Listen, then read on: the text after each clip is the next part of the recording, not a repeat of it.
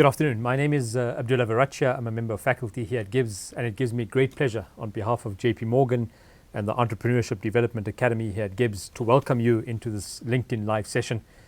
You would recall, if you were part of last week's session, that we spoke about an element in terms of business shift as a result and as a consequence of COVID-19. This is part of a 10-part series that is done in partnership with JP Morgan and GIBS, where we actually spend some time with small business owners in what we've titled the Small Business Survival Toolkit. And so today is a particularly interesting session. It's a session that speaks a lot to me because I often say that the consumer market gives us a good reflection in terms of the pulse of a society. And so it gives me great pleasure to welcome today Karin, who's the Chief Growth Officer for Kantar for Middle East and Africa. Karin is in the field. She does a huge amount of work with different organizations in the space. And really, today is a chance for us to interact with Karin to talk about consumer insights in a COVID-19 type of world. The way I've structured the session is that we'll have some formal inputs by Karin, after which I'll pose a set of questions to her. But I really want the session to be a connection and interaction with you. So you'll see that on your LinkedIn panel, there's an opportunity for you to connect and engage with me. I'll connect with you, I'll take all of your questions, and I will use your questions to be able to direct the conversation in the latter part. So without much further ado, Karin, it's a pleasure to have you with us and look forward to your inputs and session today. Thank you. Hi, thanks everyone, and lovely to be here this afternoon and sharing some ideas from a consumer perspective. Just a quick intro, a little bit more on myself. I work for a business called Kantar, which is one of the world's largest insights business. And we've been tracking consumer perceptions on how people feel during this period across 50 markets for the last 8 to 10 weeks. And we're going to continue to do that over the next 10 weeks so that we can keep people informed. And from my perspective, just for a little bit later when we do the questions and answers, I'd love to know what kind of industries you come from so that I can bring up some of the examples that are more relevant to you, because as we've already mentioned, I do work across a number of different types of industries, so often have some clever little ideas that I could be sharing. So I think if we move now into the formal part of the day, for all of us, life has changed. And since we went into lockdown just 10 weeks ago, I don't even think we can imagine what our lives were like before. Life has changed in so many different ways. And for us as business owners, we need to see what do we need to do differently, how do we adapt and reinvent ourselves to be more relevant, because nothing is the same. And I think there's almost no industry whatsoever that's not affected by this time. And how do we adapt and listen to the consumer trends to make them work for our businesses? So you may have heard the expression, the Corona coaster. Depending on what business you're in, that Corona coaster could have meant excess demand, and you're just battling to keep up with what's going on. And for others, no demand whatsoever. So how do we adapt and get the ideas from other industries if we are in either side of this curve? And just from a macroeconomic perspective, we've run a survey as well amongst business owners, small business, medium and large business, and looked at the world trends. And what we see is that the impact of this virus has been as severe in just 3 weeks as it took 3 years in the 2008 recession. So this is really, it's going to affect us all, and consumers' pockets are affected, and that affects all of us as business in here in South Africa. So if we take a quick reflection on the business survey, what we saw from businesses across different sizes, that 85% of all the businesses we interviewed just a couple of weeks ago said that their revenues have already been impacted. And of those who said they've experienced a decrease, 97% said they've already had to cut back on their staff. And whether that means you might be in that same situation, you might be affected by that yourself, your family members or whatever, but how do we rise up and still find the energy to continue to put energy into our business, to put the vision that we need, and to reinvent ourselves as we go forward in this 2020 crazy year that we're living in? Let's now take a look at the consumers themselves. And we've been interviewing these people, as I said, every 2 weeks to get a perspective of how things are changing over time. And what we see is that people are very concerned. If we compare ourselves to other markets, we're not far behind China, who was the first to be affected. And people are very concerned. But when we look at what they're concerned about, they're actually more concerned about their economic situation than their actual health. So perhaps, we want people to behave and look after the health of others, but actually the most thing they're worried about is how can I cut back, how can I make sure I'm going to be able to get through this year, to feed my family, to look after myself and my situation, and the economic impact has been quite severe. And that means it will affect demand across many, many industries in South Africa today. And we believe that as a business, we can't just take sort of knee-jerk reactions. We do need to look at things holistically. We need to take a good hard look at what are the consumer trends, what do they mean for our business, and we need to do this holistically. What does it mean for our organization and the way we run things? Depending on your size of business, you may have silos, and how do you come together and work differently? How do you work in this work from home situation? You need to look at your channel, and are there other ways that you could be reaching your customers, because there are a lot of barriers in terms of delivering service and products to consumers at the current time. What are the category dynamics? What do we anticipate they're going to be for the next 3, 6, 9 or 2 years? And anticipate those scenarios and work through the highs, the lows, and adapt what you might be offering according to that. So today I thought I would run you through 5 key trends that we're picking up from the consumer study itself, and quickly race through those, give you some examples of what is coming through, and then we can finish up with some questions that you might have relating to those trends and your business, so that we can give some practical support as well. So the first one is what we're seeing now is far more of an era of shared humanity. What we know is that selfishness has been on the rise for years and years. And actually what this virus has done is made us reflect.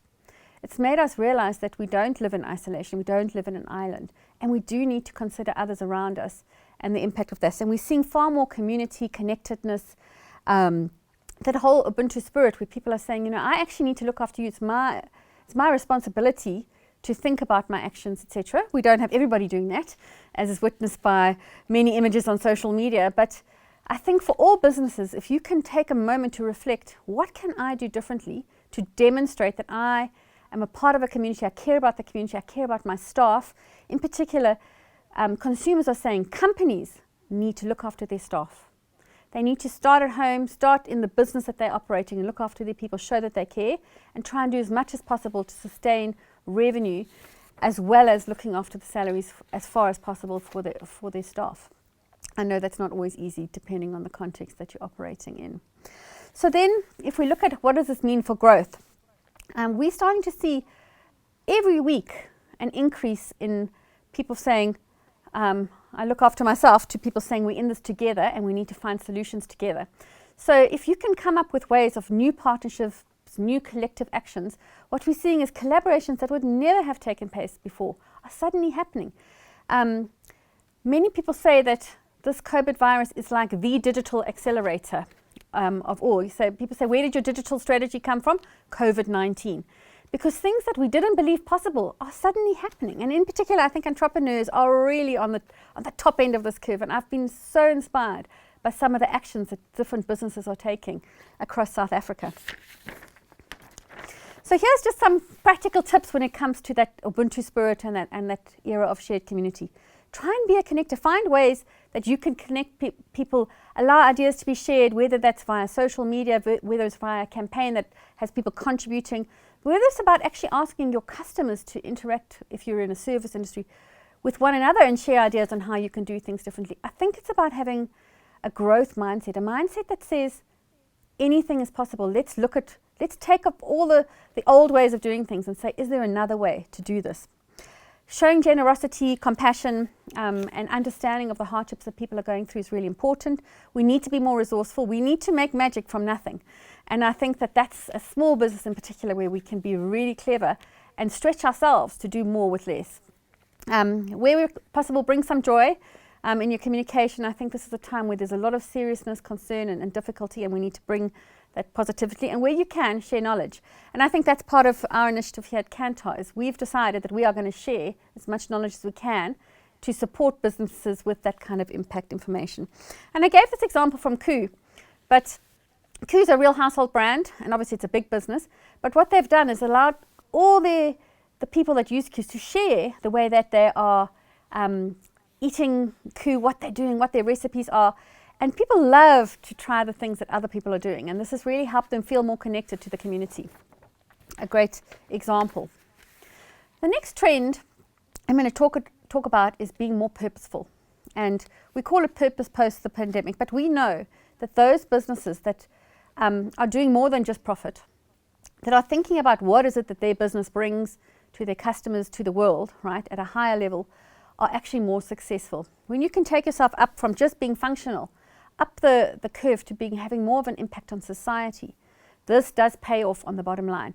You are generally able to collect more customers, charge more for your products and services, because the value of your brand goes up when you have a more of a purposeful impact on the community.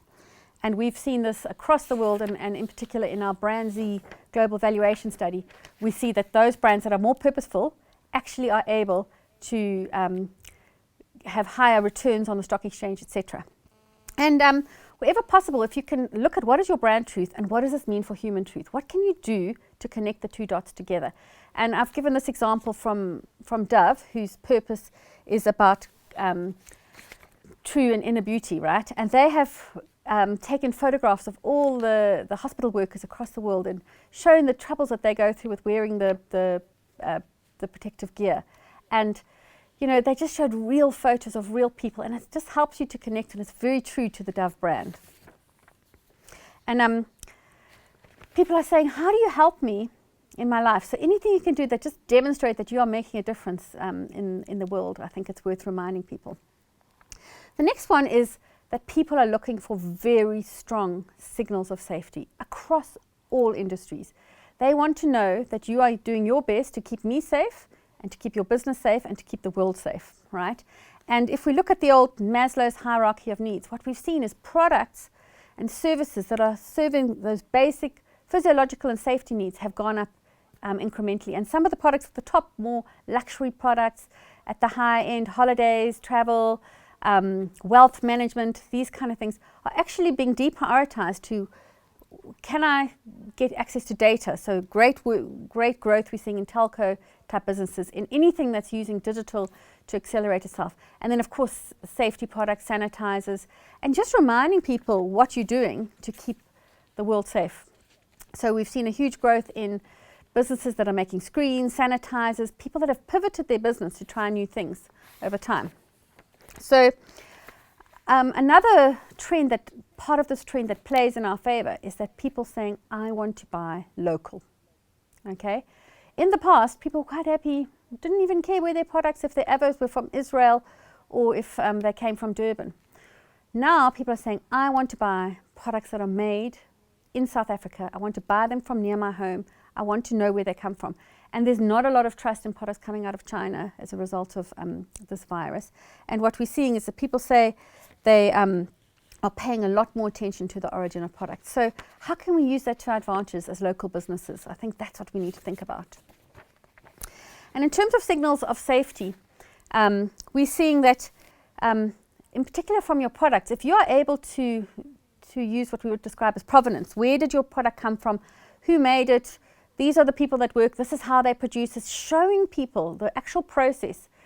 People want to see physical manifestations of what you're doing to improve the safety. Some things that you would have just taken for granted in the past have to be dialed up in how you communicate with people in the current day.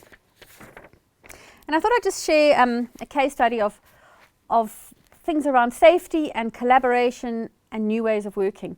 And this is just two little businesses that I happen to know of. One of them is a cleaning company, and the other one is a sign maker. Okay, so the sign maker is normally making signs for stadiums. Needless to say, there is no sport. This business has gone to zero. Okay, so but what do they have? They have ability to work with metal, they have ability to work with cloth, ability to print. So they teamed up with the cleaning company and the cleaning company has the customers, right, that want safety equipment. They want masks, they want screens that are going to keep staff safe. They want to be able to keep customers safe in the store. So between these two companies, they have been able to team up and create new products and services that make use of both of their skills and both of their. So one's got the customer, the other one's got the skills, And between them, they've been able to bring the two products together. So the sanitizer made in a tunnel that's made out of the normal production process of the sign maker. You know, who would you ever thought of a cleaning company and a sign making company working together? But there you go. That is what we need to do. We need to keep our eyes open. We need to be looking for new ways of thinking. What are my skills? What are my customers? What are your skills? What are your customers? How do we come together? How do we find new perspectives? And I think it's those that are really thinking out the box that are seeing success. The next trend, the fourth trend, is all around value. And I've already mentioned to you that almost 8 out of 10 homes have had some kind of impact on the salary of that home. So one member might have had a salary cut, one may have lost their job, one may be only receiving UIF. So there is less money during the rounds. So the whole concept of value has been redefined, and people are saying, I'm paying more attention to prices and I'm more likely to notice things on sale. But what they mean as well is they want to see, what can you give me? Can you give me something more for the same price? Can you bring just a little bit extra? DSTV added all the news channels because they knew people wanted to be informed. There's others that are packing stuff together into boxes, like say in the supermarkets or whatever, and that bulk buy is worth more than if you had to buy all the products individually. So what can you do to bring more benefit for the same price? So it's not only about price, it's about the benefits that you bring, that little bit extra.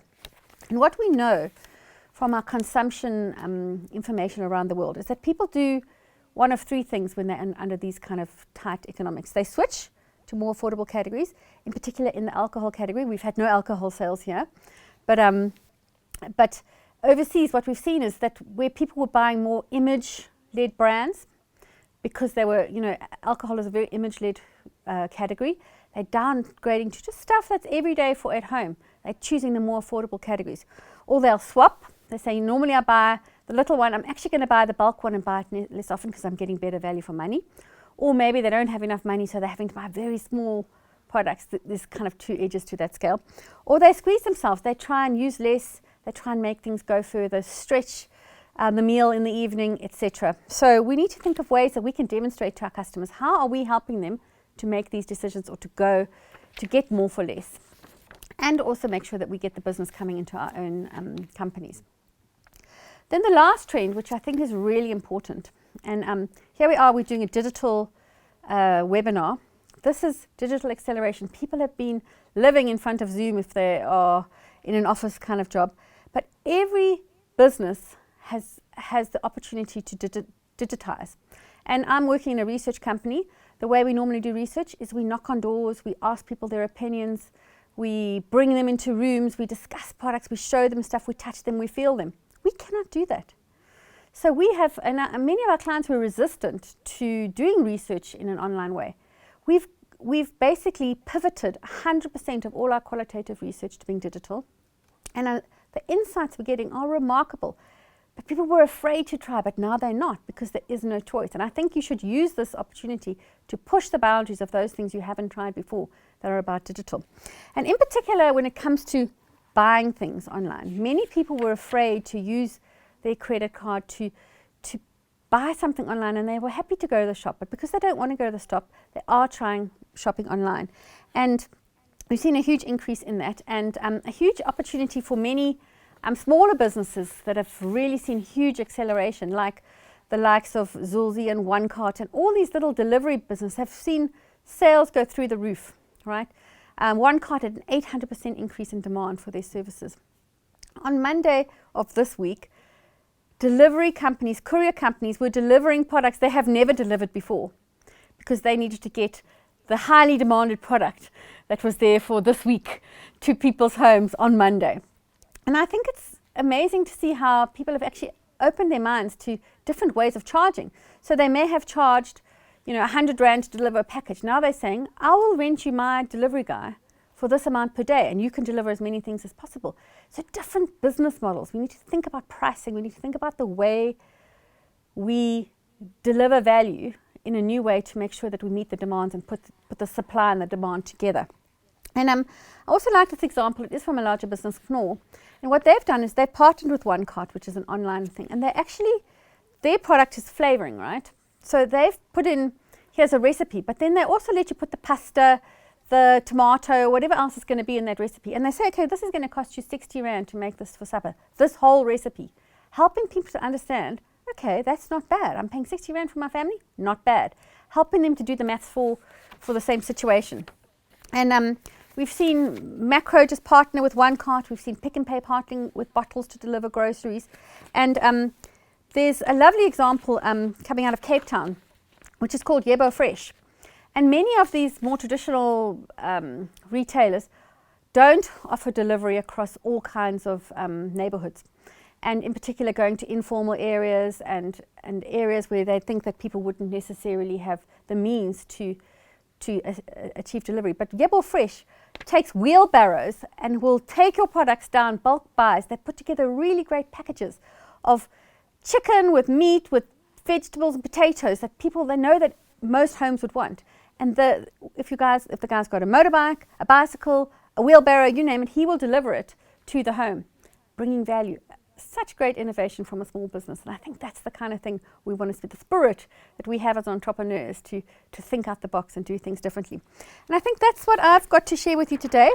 I just leave you with one last thought, is imagine if this happened 20 years ago. We'd be on our little Nokia phones, we would have no access to information, we would certainly not be doing this today, we'd be stuck. So let's be grateful for the wonder that is the world and technology and the things that enable us to continue living under these very trying times. So I wish you well for your businesses, and I think we can go over to Q&A. I think some really valuable input. You know, a lot of what you said reminds me of a quote by Milton Friedman, who said this not in a COVID environment, but many, many years ago. He said, only a crisis, actual or perceived, produces real change. And that change gets accelerated by the ideas that are lying around. And so everything from Behaviour Fresh to the work of Knorr to the businesses who traditionally were in a signage world, really doing signage for sporting environments, pivoting, shifting into something that's fundamentally different. I like that because it gets us to look at this not in terms of the current crisis, but really perhaps reset, rewire, reimagine what the future might look like. And so some opportunities will open up as a result of that. I think your work around how do we look at business models for value, for localization, for purpose, and obviously I love the work around magic from nothing, right? And connectedness in isolation, that even though we're in isolation, we find ways for connectedness. And then obviously the issue of alliances. I want to bring in some of the comments that have come through. So your first question was, what are the industries? And you know, the industries are so varied. People in asset finance, in banking, in consulting, in manufacturing, in the retail sector, businesses in different stages of evolution. And so that really brings through some of the questions that have come through. A question from Sibabalwe Nombembe, who asks the question, what do you think growth will look like in terms of import and export volumes, especially, you know, the shifts in terms of China and its relationships? So I don't know if you've got some thoughts on that. So I do have some thoughts on that. And as they say, never waste a good crisis, right? So we need to maximize on this. I think what we're seeing from a consumer perspective is there is a fear of certain products coming from outside of the country. They don't know the safety of, they don't know how the products were transported, etc. So I think there could be a reduction in demand for imports, and there's an opportunity for South African products to sell more within South Africa. So perhaps likewise, you know, people may be afraid of having products coming to them from afar. So I think the opportunity to really look at the domestic market, and often we don't see the potential that is here. So we may have ignored the domestic market, and now we need to find more opportunities here. And in particular, when it comes to travel, as it starts to open up, I think that there's going to be a lot more local travel. I think South African tourism is going to be really busy helping the small business to unlock, show the safety, bring new ways of demonstrating how you clean the sheets, do whatever. But I think we're going to have to look at the South African market and ways of how do we create more demand here. You know, I think it's such a lovely point because it starts to open up opportunities for authentic local travel. And I mean, I'll talk of it personally. I've never been to Namibia, which is on the border. I have it on my list too. Wow. It's on my list. And now I've said I'm going to go to Namibia because some of my other options have closed. And so I said to myself, where do I actually look at some of the local options that come through? And maybe just to build on that, what was going through your head? Safety, it's isolated, it's not going to have lots of people, it's going to be fine, I'm going to be in the bush. It's actually a good choice, right? under these conditions. 100%. Yeah. And I think, it's interesting, as I was walking for the session into GIBS, I obviously had a mask on, and somebody who walked past me had a mask on, and she greeted me and she said, "Abdullah, how are you doing?" And in my mind, I tried to reconcile, I don't know who this is, I can't figure it out, I don't know what to say to them. But this is the reality in terms of how do we find new ways in which we connect and engage. I want to come to another question, which is really around, as you see increased ways of localization, as you've spoken about, where do you see how businesses can perhaps accelerate the work that they can do in terms of localization? So what can they do to really empower themselves to get more active in terms of creating that local supply chain? So, by the way, well done on wearing your mask the right way around, because I actually came in here with my mask with the wrong way around, with my nose pin under my chin. So I'm learning. It's a learning time we're in, and we need to be open-minded. But I think, again, let's go back to technology. What about geographic information? All right. I think many of us have not been thinking about geography. And people do want to buy local. So how do you understand where your customers are located? Are there different ways of looking? Can you do buy local and put radiuses around your business, help people to know what's the route to market and whatever? And we've seen things like Mr. Deliver saying free delivery within 3 kilometers, because they want the customers to support those businesses locally. So I think thinking about bringing the human dimension as well, so that the more people can connect, like, oh, it's this restaurant that those people, and I actually like that guy that used to serve me. I think that human connection needs to be dialed up through everything when you're going local. I think to that and the issue of collaboration, I mean, you think of a company like Net Florist, right? As the crisis hit, it shifts into supply chain, using its delivery mechanisms for fresh produce, right? For fruits and veg. Yeah, amazing. And I think a lot of this is, as you said, this concept of innovation, thinking of new possibilities and collaborating perhaps in different ways. And I've seen, like, on that note, like a Yappie Chef, which is a local entrepreneur business. They do, plates and knives and forks and whatnot come into your home. They have partnered with some local craft kind of people that are making ham or making beautiful pates or something that's fresh. They've never done fresh before. Now they're learning how to do that. They've had to learn about a different supply chain process, etc. But they're still trying to keep it premium and true to who they are. So how you open up, but keep to be true to who you are. And the other thing that I often say is that in a frenetic type of lifestyle, it's difficult to think about the concept of innovation, because a lot of it starts with idea generation. Now you've got a bit more time. You're not spending hours on the commute to work. You're not frazzled in terms of getting into a car at 7 a.m. and making sure you get to a place on time. And so maybe that opens up some new ways of thinking and opportunities of thinking that way. Last question, Karin, that I think... So maybe just to build on that point, is I think wherever, in many companies, as soon as you get to a little bit of, you've grown a little bit, this guy might be looking after sales, that guy might be looking after the customer, someone else is doing accounts, someone else is doing the IT. How do you get all those brains together and to have multi-functional teams and brainstorms and looking at the whole business, making sure you're actually being very purposeful about getting the ideas onto the table? Then you can say, okay, that'll never happen, or that'll take a longer time, or maybe this is something we could do right now. So getting ourselves a time frame, because the more we can visualize a way out, the more we can start to create that demanding and create the belief that we're going to get there. We're all going to be hit, but we need to believe we can get out of it, and we can, because South Africans know how to make a plan. So you obviously look after Middle East and Africa at Kantar. Prior to March, you probably were traveling a lot on different airplanes. That's changed. You haven't been on a plane for the last 2.5 months. No. Practically, how have you managed to still have the collaboration with your team, that what you talk about connectedness in isolation? Like how have you managed some of that? So kind of initially, you don't realize, okay, this is going to be for a while. So you start with just a little bit of email, or whatever, but you have to get back to the human side. So conversation, human being connectedness, understanding the context of one another. So I spend a lot of time talking on WhatsApp calls, on Zoom calls, on team calls, just really connecting. And I've had to learn how to broadcast, for example.